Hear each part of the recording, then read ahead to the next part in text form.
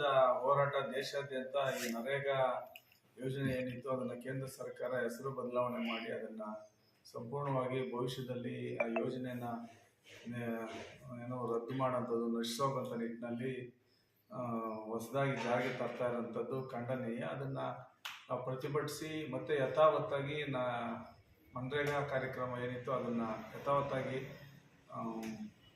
ಮತ್ತೆ ಜಾರಿ ಮಾಡಬೇಕು ಅಂತೇಳಿ ನಮ್ಮ ಹೋರಾಟ. ನರೇಗಾ ಬಚಾವ್ ಆಂದೋಲನ ಅಂತೇಳಿ ಸುಮಾರು 1 ಲಕ್ಷಕ್ಕೂ ಹೆಚ್ಚು ಜನ ಶಿಡ್ಲಘಟ್ಟ ಮತ್ತು ಚಿಕ್ಕಬಳ್ಳಾಪುರ, ಗೌರಿಬಿದನೂರು, ಬಾಗೇಪಲ್ಲಿ, ಕೋಲಾರ ಜಿಲ್ಲೆ, ಬೆಂಗಳೂರು ಗ್ರಾಮಾಂತರ ಜಿಲ್ಲೆ 3 ಜಿಲ್ಲೆಗಳಿಂದನೂ ಸಹ ಇಲ್ಲಿ ಚಿಕ್ಕಬಳ್ಳಾಪುರ ಹೈವೇಗೆ ಹೊಂದ್ಕೊಂಡಂತೆ ಅಗಲಗುರ್ಕಿ ಹತ್ರ ಸುಮಾರು 1 ಲಕ್ಷಕ್ಕೂ ಹೆಚ್ಚು ಆಸನ ವ್ಯವಸ್ಥೆ ಇರೋಂಥ ಒಂದು ಬೃಹತ್ ಗಾತ್ರದ ಶೆಡ್ ನಿರ್ಮಾಣ ಮಾಡಿ ಅಲ್ಲಿ ಎಲ್ಲರೂ ಸಹ ಸೇರಿಕೊಂಡು ಒಂದು ಹೋರಾಟದ ರೂಪುರೇಷೆಗಳನ್ನು ತಯಾರು ಮಾಡಿರೋಂಥ ನಿಟ್ಟಿನಲ್ಲಿ ಪ್ರತಿಯೊಬ್ಬ ಈ ದೇಶದ ಈ ರಾಜ್ಯದ ನಾಗರಿಕರನ್ನ 3 ಜಿಲ್ಲೆಯಿಂದ ನಾವು ವಾಲಂಟಿಯರಾಗಿ ಆಹ್ವಾನಿಸಿ ಒಂದು ಹೋರಾಟನ ಮಾಡ್ತಾ ಇರೋಂಥದ್ದು. ಆ ನಿಟ್ಟಿನಲ್ಲಿ ಈ ಕಾರ್ಯಕ್ರಮಕ್ಕೆ ನಮ್ಮ ತಾಲೂಕಿನಿಂದ ಸಹ 10,000ಕ್ಕೂ ಹೆಚ್ಚು ಜನ ಸೇರ್ತಾ ಇರೋಂಥದ್ದು. ಹೆಚ್ಚಿನದಾಗಿ ಕಾಂಗ್ರೆಸ್ ಮುಖಂಡರುಗಳೆಲ್ಲರೂ ಸಹ ಪಂಚಾಯಿತಿ ಮಟ್ಟದಲ್ಲಿ ಜವಾಬ್ದಾರಿ ತಗೊಂಡು ಎಲ್ಲರೂ ಸಹ ಸಾರ್ವಜನಿಕರನ್ನು ಕರ್ಕೊಂಬರೋಂಥದ್ದು ಮತ್ತು ಕಾರ್ಯಕ್ರಮ ಯಶಸ್ವಿಗೊಳಿಸುವಂಥ ನಿಟ್ಟಿನಲ್ಲಿ ಪ್ರಾಮಾಣಿಕವಾಗಿ ಎಲ್ಲರೂ ಸಹ ಶ್ರಮಿಸ್ತಾ ಇರೋಂಥದ್ದು. ಆ ನಿಟ್ಟಿನಲ್ಲಿ ಈ ಹೋರಾಟ ಕಾರ್ಯಕ್ರಮ ಯಶಸ್ವಿ ಆಗ್ತದೆ ಅಂತೇಳಿ ನಾನು ಭಾವಿಸಿದ್ದೀನಿ. ಸರ್, ಈಗ ಈ ಭಾಗದಿಂದ ಬಸ್ಸುಗಳೇನಾದರೂ ವ್ಯವಸ್ಥೆ ಇದೆಯಾ? ವೆಹಿಕಲ್ಸ್ ಎಲ್ಲ ಈ ಭಾಗದಿಂದ ಸುಮಾರು 150ಕ್ಕೂ ಹೆಚ್ಚು ಬಸ್ಸುಗಳು ನಮಗೆ ವ್ಯವಸ್ಥೆ ಮಾಡ್ಕೊಂಡಿರ್ತೀವಿ. ಮತ್ತು ವಾಲಂಟಿಯರ್ಗಳು ಸಹ ಅವರ ಅದೇ ಆದ ವೆಹಿಕಲ್ಸಲ್ಲೂ ಸಹ ಎಲ್ಲರೂ ಸಹ ಬರ್ತಾ ಇರೋಂಥದ್ದು, ಬೈಕ್ಸಲ್ಲಿ ಬರ್ತಾ ಇದ್ದಾರೆ, ವಾಲಂಟಿಯರ್ ಬರ್ತಾ ಇದ್ದಾರೆ. ಈ ರೀತಿ ಹಲವಾರು ರೀತಿಯಲ್ಲಿ ಎಲ್ಲರೂ ಸಹ ಬಂದು ಪ್ರತಿಯೊಬ್ಬರಿಗೂ ಸಹ ನರೇಗಾ ಕಾರ್ಯಕ್ರಮ ಅಂದರೆ ಎಲ್ರಿಗೂ ಸಹ ಅರಿವಿದೆ. ಸಾಕಷ್ಟು ಬಡವರು, ಕೂಲಿ ಕಾರ್ಮಿಕರು, ಶ್ರಮಿಕರು, ರೈತರು ಈ ಯೋಜನೆಯನ್ನು ಬಳಸ್ಕೊಳ್ತಾ ಇದ್ರು. ದಿನನಿತ್ಯ ವರ್ಷದಲ್ಲಿ 100ಕ್ಕೂ ಹೆಚ್ಚು ದಿನಗಳ ಕಾಲ ಕೂಲಿ ಸಿಗ್ತಾ ಇತ್ತು ಅವರಿಗೆ. ಅದೆಲ್ಲನೂ ಸಹ ಇವತ್ತಿನ ದಿನಗಳಲ್ಲಿ ಒಂದಷ್ಟು ಕಾನೂನುಗಳನ್ನ ಅಳವಡಿಸಿರೋದ್ರಿಂದ ಭವಿಷ್ಯದಲ್ಲಿ ಈ ಯೋಜನೆ ನೆಲೆಗುದಿಗೆ ಬೀಳೋಂಥದ್ದು ಗ್ಯಾರಂಟಿ. ಜೊತೆಗೆ ರೈತರಿಗೆ ಸಾಕಷ್ಟು ಗಿಡ ನೆಡೋಂಥದ್ದು ಇರ್ಬೋದು, ಅವ್ರ ಬದುಗಳು ನಿರ್ಮಾಣ ಮಾಡ್ಕೊಳ್ಳೋಂಥದ್ದು, ಕೃಷಿ ಹೊಂಡ ನಿರ್ಮಾಣ ಮಾಡೋಂಥದ್ದು, ಈ ರೀತಿ ಹಲವಾರು ಕಾರ್ಯಕ್ರಮಗಳಿಗೆ ರೈತೋಪಕಾರಿಯಾಗಿ ಈ ಯೋಜನೆ ಅನುಷ್ಠಾನ ಆಗಿ ಸಕ್ರಮವಾಗಿ ಪಂಚಾಯಿತಿಯಲ್ಲಿ ಬಳಸ್ಕೊಳ್ಳೋಂಥದ್ದು ಆಗ್ತಾ ಇತ್ತು. ಈಗ ಇವೆಲ್ಲನೂ ಸಹ ನಿಂತು ಹೋಗ್ತದೆ ಅನ್ನೋಂಥ ಒಂದು ಸೂಚನೆಗಳು. ಜೊತೆಗೆ ನಮಗೆ ರಾಜ್ಯ ಸರ್ಕಾರದ ಏನು ವೆಚ್ಚ ಭರಿಸುವಂಥದ್ದು ಈ ಯೋಜನೆಗೆ 10% ಇತ್ತು ಹಿಂದೆ ಸರ್ಕಾರದಲ್ಲಿ, UPA ಸರ್ಕಾರ ಮಾಡಿದಂಥ ಅವಧಿಯಲ್ಲಿ ಇದುವರೆಗೂ ಅಷ್ಟೇ ಇತ್ತು.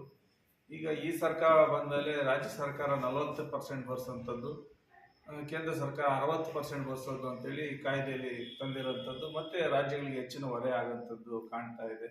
ಈ ರೀತಿ ಹೆಚ್ಚಿನದಾಗಿ ರಾಜ್ಯಗಳಿಗೆ ಹೊರೆ ಮಾಡೋದಾದರೆ ನಾವು ಒಕ್ಕೂಟದ ವ್ಯವಸ್ಥೆಯಲ್ಲಿ ನಾವು ಇರೋಂಥದ್ದು, ಇದನ್ನು ಸರಿಯಾದ ರೀತಿಯಲ್ಲಿ ನಾವು ಯಾರನ್ನೂ ಸಹ ನಡೆಸ್ಕೊಳ್ತಾ ಇಲ್ಲ ಕೇಂದ್ರ ಸರ್ಕಾರ ಅಂತೇಳಿ ಎಲ್ಲೋ ಒಂದು ಕಡೆ ಅನುಮಾನ ಮೂಡ್ತಾ ಇರೋಂಥದ್ದು, ಮತ್ತು ಮಲತಾಯಿ ಧೋರಣೆ ಮಾಡ್ತಾ ಇರೋಂಥದ್ದು, ತೆರಿಗೆ ಹಣನ ವಾಪಸ್ ಕೊಡೋಂಥ ನಿಟ್ಟಿನಲ್ಲೂ ಸಹ ನಮಗೆ ವಿಳಂಬ ಮಾಡೋಂಥದ್ದು, ಒಂದು ರೀತಿ ತಾರತಮ್ಯ ಮಾಡ್ತಾ ಇರೋದು ಕಾಣ್ತಾ ಇದೆ. ಇವೆಲ್ಲನೂ ಸಹ ಖಂಡಿಸಿ ಮಾನ್ಯ ಮುಖ್ಯಮಂತ್ರಿಗಳು ಸಿದ್ದರಾಮಯ್ಯನವರು, ಉಪಮುಖ್ಯಮಂತ್ರಿಗಳು DK ಶಿವಕುಮಾರ್ ಅವರು, ಈ ಜಿಲ್ಲೆಯ ಉಸ್ತುವಾರಿ ಸಚಿವರು ಸುಧಾಕರ್ ಅವರು ಎಲ್ಲರ ಒಂದು ಸಹಕಾರ, ಅವರ ಅಧ್ಯಕ್ಷತೆಯಲ್ಲಿ ಈ ಒಂದು ಹೋರಾಟನ ರೂಪುರೇಷೆ ಮಾಡಿ ನಾವು ಮಾಡ್ತಾ ಇದ್ದೀವಿ. ಹಂಗಾಗಿ ಇದು ಸಕ್ಸಸ್ ಆಗಬೇಕು, ಇದಕ್ಕೆ ನ್ಯಾಯ ಸಿಗೋಂಥದ್ದಾಗಬೇಕು. ಕೇಂದ್ರ ಸರ್ಕಾರ ಸಹ ಗಣನೆಗೆ ತಗೊಂಡು ವಿಶೇಷವಾಗಿ ಈ ಯೋಜನೆಗೆ UPA ಸರ್ಕಾರ ರಾಷ್ಟ್ರಪಿತ ಮಹಾತ್ಮ ಗಾಂಧೀಜಿಯವರ ಹೆಸರನ್ನ ಇಟ್ಟಿದ್ದಂಥದ್ದು.